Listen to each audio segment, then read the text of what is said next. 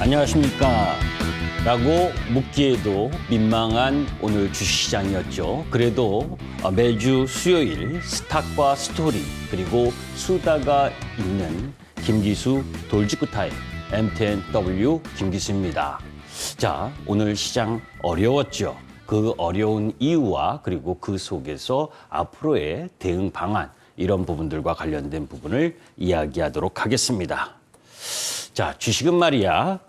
부분에서 주식은 우리가 항상 주식의 각 기업들의 이 실적이나 펀더멘탈을 기반으로 해서 주가가 결정되는 거라면 얼마나 편하겠습니까? 여러분들이나 저나 이런 고민하지 않고 그죠? 그 실적에 맞춰서 수식화해서 프로그램으로 매매를 하면 더 편하겠죠. 그런데 주식시장은 그 실적뿐만이 아니라 밸류에이션뿐만이 아니라 수급이라고 하는 부분 그리고 성장에 대한 플러스 알파 거기에 매일매일 나오는 재료와 뉴스 이런 부분들이 복합적으로 작용을 하죠. 자, 왼쪽 차트는 월봉의 모습입니다. 대한유화의 월봉이에요. 올해 내내 떨어지고 있죠. 거의 반토막 나고 있습니다. 그런데 영업이익은 2022년 1년 올해 약 2천억 정도를 버는 회사입니다. 반면에 오른쪽에 자이언트 스텝, 메타버스 관련주죠. 월봉의 모습입니다. 그죠? 지금 영업이익은 올해 적자가 예상되는 회사죠. 그런데 시가총액은 오히려 적자가 나오고 있는 자이언트 스텝이나 대한유화나 시가총액이 거의 1조 천억 원대에서 움직이고 있습니다. 실적으로 보면 겁나서 못 들어가게 되는 거고 또 실적으로 보면 버텨야 되는 주식이 대한유화이고 그죠? 이만큼 시장은 그 영업이익 부분도 중요하지만 앞으로의 성장의 프리미엄을 얼마만큼 줄 것이냐 하는 그 밸류, 멀티플을 얼마만큼 줄 것이냐 하는 부분에 따라서 주가가 결정되기 때문에 엄청나게 어렵기도 한 겁니다. 더 자세한 내용은 이후에 말씀을 드리도록 하겠습니다. 자, 노란톡에 대한 설명을 드리도록 하겠습니다. 지금 보이시는 샵 0988로 김기수 문자 전송을 하시거나 아니면 오른편에 놓여 있는 QR코드를 찍어서 보내시면 바로 저와 연결할 수 있습니다. 그럼 잠시 후에 김기수 돌직구 타임을 본격적으로 시작하도록 하겠습니다.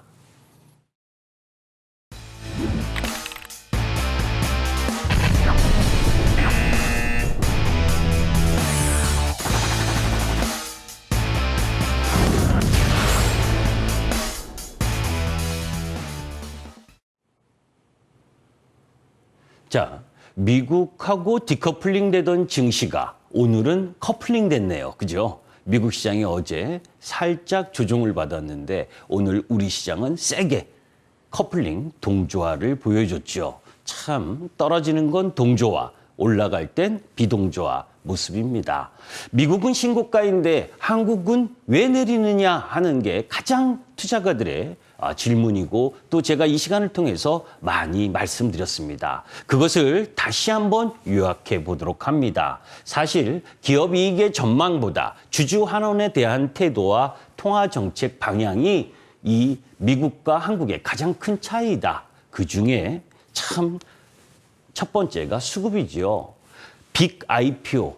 그죠? 여러분들 아시잖아요. 그죠? 카카오페이, 카카오 게임 그리고 크래프톤부터 시작을 해서 무수히 많은 기업들이 우리 시장에 올해 IPO를 진행했습니다. 조금 전에 방송에 들어오기 전에 보니까 카카오페이가 이번 분기에 뭐 10억인가 적자인가 그렇더라고요. 그런데 시가총액은 얼마입니까? 자, 올해 들어 종합주가지수가 3.3% 오르는 동안 시가총액은 10.9%나 증가를 했습니다. 이 얘기는 뭐냐면 종합주가지수 우리 시장이 그죠? 유상증자했다는 겁니다. 그죠? 떡공김에 제사 지낸다고 기업들이 그죠? 주시장에 개인 투자 자금이 물밀듯이 들어오니까 계속해서 신규 기업들을 IPO를 단행하다 보니까 시장의 체력이 떨어지고 있는 수급적 부담이죠. 두 번째는 2022년 우리나라 EPS, 기업들의 EPS는 역성장할 것이다 라고 하는 부분. 그런 반면에 미국은 EPS가 6.8% 증가할 것이다라고 하는 밸류적 측면에서도 지금 차이가 있다라고 하는 부분입니다. 자, 세 번째는 통화정책 사이클이죠. 사실 지난주 FOMC 회의에서 테이퍼링을 실시한다라고 이야기를 했지만 궁극적으로 파월 연준 의장부터 시작을 해서 미국 부분에 있어서는 계속해서 내년도에 금리 인상을 하지 않을 가능성, 그래도 시장은 한 번 정도는 할 거라고 예상을 하지만 안심을 시키는 단계를 계속해서 보여주고 있는 반면에 우리 시장은 8월 달에 금리를 인상한 이후에 11월 25일 금통위에서 또 금리를 인상할 가능성이 높고 내년에 두 차례에 걸쳐서 금리를 인상할 것이다라고 하는 통화정책에 대한 부담, 이런 부분들이 작용을 하고 있기 때문에 우리 시장이 상대적으로 약세를 보여주는 거죠. 조금 전에 말씀드린 것처럼 올드머니와 뉴머니, 이 이야기라는 겁니다. 코스피 전체가 위상증자에 나선 것도 아니고 참 답답한 시장의 수급 흐름이 전개되고 있다는 거죠. 자, 이 도표입니다. 그죠? 시가총액 부분은 증가를 했는데, 그죠? 지수는 상승폭이 3%밖에 안 되는 부분. 자, 올 들어서 5조 원 이상의 IPO가 7건이나 됐습니다. 카카오부터 시작을 해서 SK바이오사이언스, SKIT, 현대중공업, 여러분들 일진하이솔스, 상당히 많은 기업들이 이 IPO 시장에 진입했죠. 그러면 이 기업들의 진입한 부분에 주식을 매수하려면 다른 주식을 매도해야 되는 거 아닙니까? 그죠? 새로운 자금이 들어와야 저걸 받쳐주는데 종합 고객 예탁금은 68조 내외에서 오르락내리락만 하고 있고 공모할 때 돈 쭉 빠졌다가 들어오고, 그죠? 그리고 새로운 종목 부분에 있어서 흐름 부분들을 갖고 가는. 지금 고객 예탁금 보게 되면 65조에서 70조 사이에서 계속 오르락내리락 하고 있는 중에 거래대금은 지금 쭉 밑으로 빠지고 있죠. 시장에 힘이 없다라고 하는 부분이고, 코스피의 개인 거래 비중도 작년 3월 이후에 처음으로 60%까지 하회했다. 사실 2020년 코로나 이후 개인의 자금이 물밀듯이 들어오면서 시장이 지수를 상승을 했는데, 여러분들 삼성전자 국민연금이 4조 1천억 매도했다는 말 들어보셨죠? 그죠? 주가가 내려와도 국민연금 계속 매도입니다. 그리고 해외 투자 안 되잖아요. 그죠? 자, 증시의 받침반은 하나도 없고 개인 투자가들만 치고받고 하는데, 그런 가운데에서 올드머니의 이탈, 그리고 고객 예탁금의 유입이 없는 뉴머니, 이런 현상이 지금 엄청나게 시장을 짓밟고 있다는 겁니다. 자, 그런데 또 핫 이슈 부분이 있었죠. 사드부터 요소수까지. 자, 여기서 이런 이야기를 하고 싶습니다. 사실 10월 15일부터 중국의 일정 정도의 움직임이 진행됐고 그러한 부분들을 코트라가 알고 있었는데, 그죠? 정부하고의 이 소통이 제대로 안 되면서 그것에 대해서 사전에 준비할 수 있는 부분을 놓쳤다라는 뉴스도 여러분들 보셨을 겁니다. 그죠? 자, 안타깝죠. 일본이 우리 반도체 부품 소재 부분에 수출을 중단한 부분, 그 영향으로 우리 겪어봤잖아요.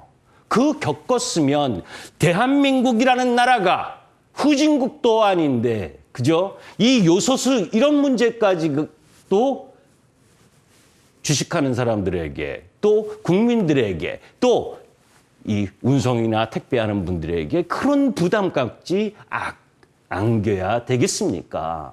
그죠? 정부 정책 위반자들도 마찬가지고 어떤 정책을 위반하고 그것에 대응하는 부분에 있어서 여러 가지 포괄적 개념으로 준비하는 모습을 보여줘야 되는 거 아닙니까? 자, 여기서 이야기하고 싶은 부분은 이제는 이러한 원자재나 중요한 소재, 부품, 품목들은 국가 안보 이슈로 다뤄야 한다는 겁니다. 왜? 공산당 중국을 어떻게 믿습니까? 우방국이라고, 지금의 우방국이 내일의 적이 될 수 있는 이 국제 사회에서 누구를 믿습니까?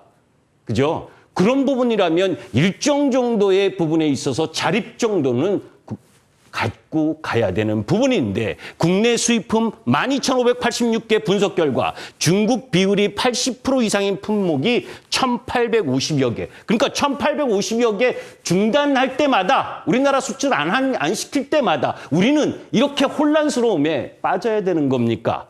그죠? 미국 503개에 비해서 3배 이상 많은 수준에 놓여 있다. 그런데 지금 요소수뿐만이 아니라 2차 전지 핵심 소재 양극재에 들어가는 수소나 리튬은 중국산 비율이 85%입니다. 엄청나게 성장하는 전기차, 2차 전지 이 산업에서도 핵심 부품이나 핵심 소재의 비중이 중국 비율이 높다. 그렇다면 여러분들 뭐예요? 이걸 가지고 경제 전쟁을 하게 되면 우리나라 어떻게 되겠습니까? 이런 부분들은 개별 기업이 그러한 부분들의 밸류 체인을 잘 만드는 것도 중요하지만 국가의 정책적 흐름 속에서 만들어가는 것도 중요한 부분인 거죠. 히토리 원료를 만드는 연구 자석, 전기차, 모터나 TV, 미사일 등 첨단 기기를 사용하는 부분 중국 비율이 86%입니다. 거기다 자동차 차체 등에 쓰이는 마그네슘, 인곳 부분도 전량 중국 의존하고 있어요. 지금 마그네슘도 부족한 흐름 부분으로 이야기가 나오고 있잖아요. 이 모든 것들이 그죠?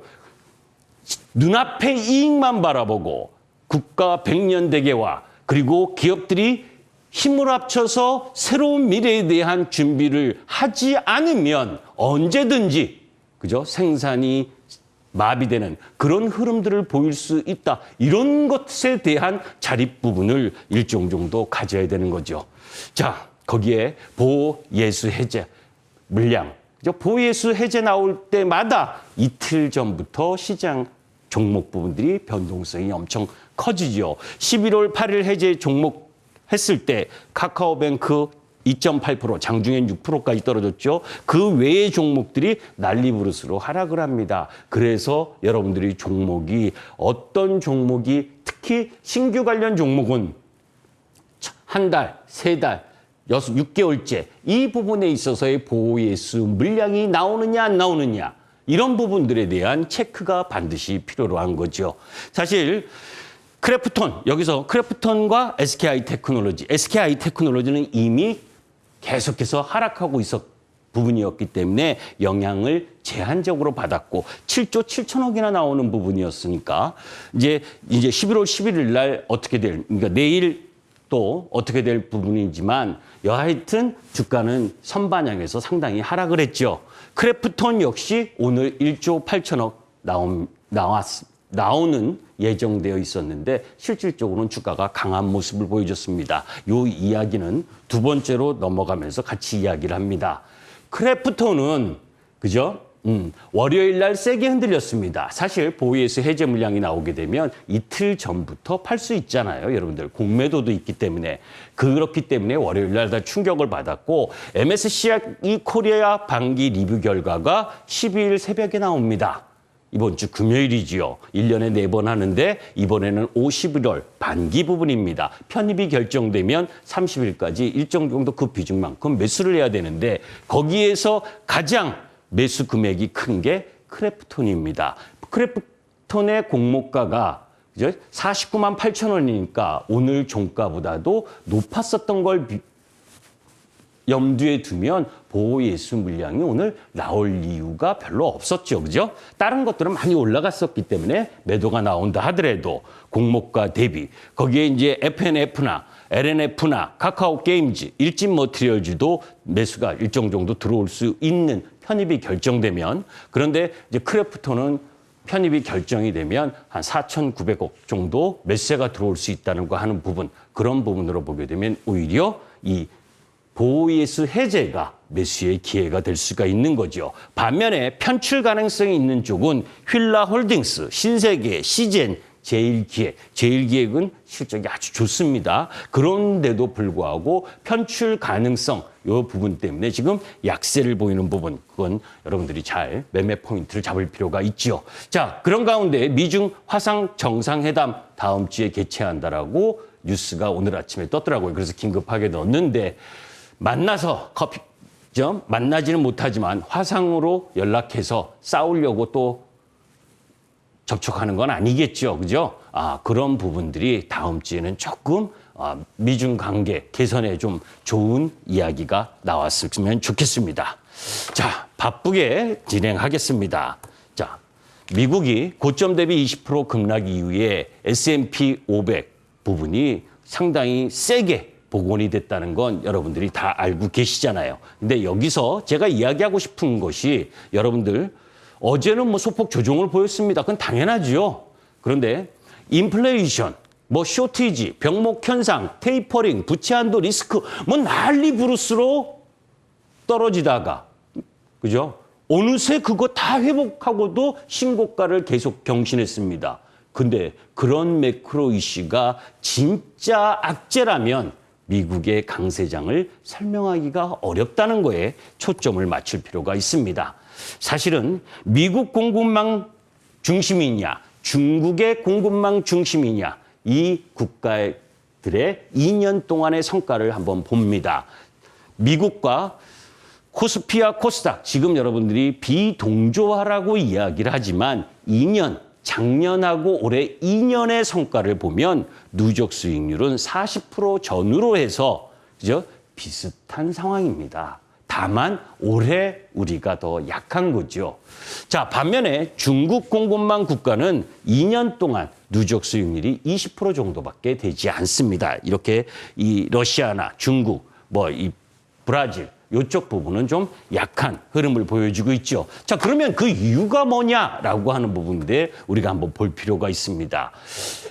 사실 여기 부분을 종합해서 이야기를 하게 되면 우리가 2003년에 카드 사태 이후에 시장이 급격하게 상승할 때 중국, 인도의 인프라 구축 이 부분 속에서 중국의 공급망 확대가 큰 역할을 했습니다. 그리고 2008년 리만 브라더스 사태 금융위기 이후에 또다시 제2의 약진을 했고 그리고 이번에 코로나 사태 이후에 또다시 종합주가지수가 레벨을 3,000포인트까지 올렸죠. 자, 거기에 S&P 내 시가총액 비중 변화, 이건 지난번에도 이야기했으니까, 그죠? 구경제인 제조업보다, 그죠? 비제조업 플랫폼 기업들이 증가하고 있다. 이 파란색 부분. 또 미국의 국가별 수입 비중도 아세안 부분이 증가하고 있다라고 하는 부분. 이런 부분들을 염두에 보면 그죠? 미국 국가 한마디로 얘기하면 이번 국면에서는 미국이 우리나라 그죠? 우리나라를 비롯한 대만 쪽 수입 비중이 늘어나고 있다. 반대로 우리나라 수출이 늘어나고 있다라고 하는 부분이죠. 자, 이건 넘어가겠습니다.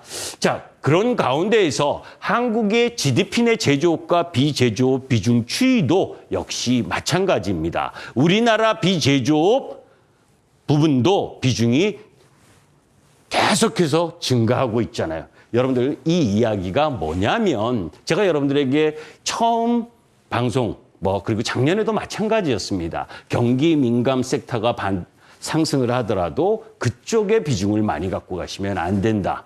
시대가 틀리다. 여러분들 코로나19 이전엔 글로벌 시장이 엄청난 성장을 하면서 가는 시대였나요? 그렇지 않다. 그죠? 코로나 때문에 기저효과에 의해서 올라온 경기는 그죠? 그 이후 코로나가 일정 정도 위드 코로나라는 시대를 간다 하더라도 더 세게 상승하는 것이 아니라 기저효과에 의해서 내려오는 국면. 그게 지금의 국면이라는 겁니다. 그런 가운데 한국의 수출 비중도 우리나라도 지금 2008년 이후부터는 미국과 아세안 쪽으로 이 파란 부분인데 증가하고 있다는 거예요. 한마디로 이야기해서 중국의 비중이 줄어들고 미국의 비중으로 넘어가는 시대에 놓여져 있다는 부분입니다. 자, 그러면 왜 이 이야기를 굳이 했느냐라고 하면 아까 그 국면 변곡점마다 공급망에 큰 변화가 있는 때마다 시장은 1년 차에 V자 급등 그리고 2년 차의 흥복 지금 2년 차잖아요. 그죠? 작년에 V자 급등을 했고 2년 차 흥복 그리고 세 번 부분, 내년 부분에 있어서는 다시 상승 이륙할 수 있는 공급망 흐름을 갖고 간다. 그러면 이 공급망의 변화는 뭐냐? 기술의 변화와 연결되어 있다라고 하는 부분이죠. 최근 2년간 전체 수출에서 중국 비중이 낮아지고 미국 비중이 높아진 품목은 2차 전지, 아시죠? 그리고 자동차 부품, 디스플레이, 반도체 이런 쪽 부분.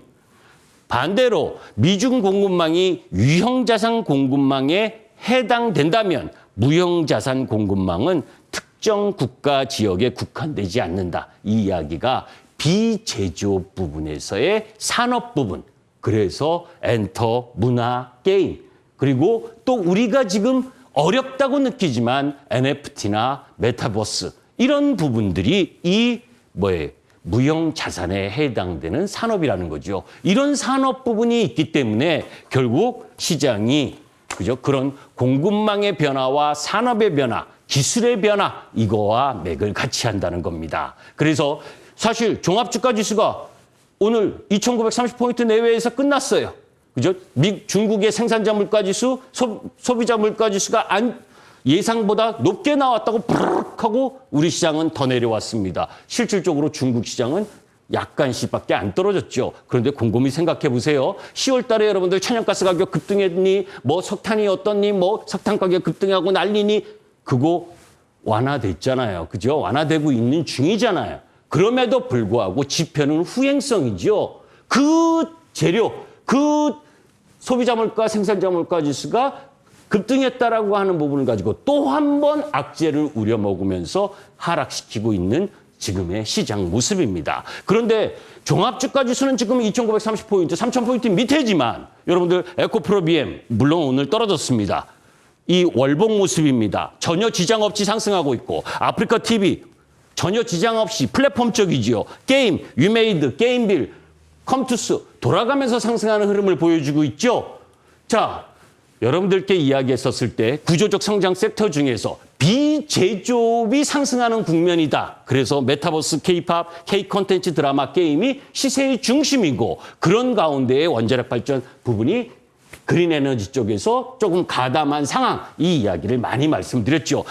메타버스, 확산현실 메타버스와 관련된 이 이야기는 말씀을 드렸는데 그 속에서 로블록스와 관련된 부분이 40% 급등하는 부분, 어제 시간에 35% 급등했다는 걸 나온 부분, 그 속에서 자이언트 스텝, 그리고 MP, 그리고 뉴프렉스가 급등했죠. 그 재료 노출이잖아요. 그죠? 단기적으로 조정을 받아야 되는 부분이고, 거기에 NFT 활용 부분, 가상 부동산 시장, 가상 소유권, 이 관련된 이야기도 이미 여러분들께 했었죠. 이 관련주들이 어땠습니까? 갤럭시아, 머니트리, 다날, 서울옥션. 그죠? 제가 왜 이것을 보여주냐면 이제는 가격의 부담에 놓여져 있는 차트 흐름에 와 있다. 단기적으로. 자, 그러면 이제 그런 상황 속에서 변화가 나타나야 된다라고 하는 부분입니다. 탈원전과 관련된 세계가 SMR에 주목한다. 소형원자로. 다 아시죠? 자, 그런데 좋은 면만 있는 건 아닙니다. 경제성과 안정성, 그리고 기후위기 리스크, 이런 부분들로 보게 되면 엄청난 비용, 이런 부분들이 있다는 거예요. 그래서 이런 부분들 속에서 왜 소재 산업재 철강 정유가 안 좋은 모습이냐, 이 부분은 이따 무료 방송에서 여러분들 말씀드리도록 하겠습니다.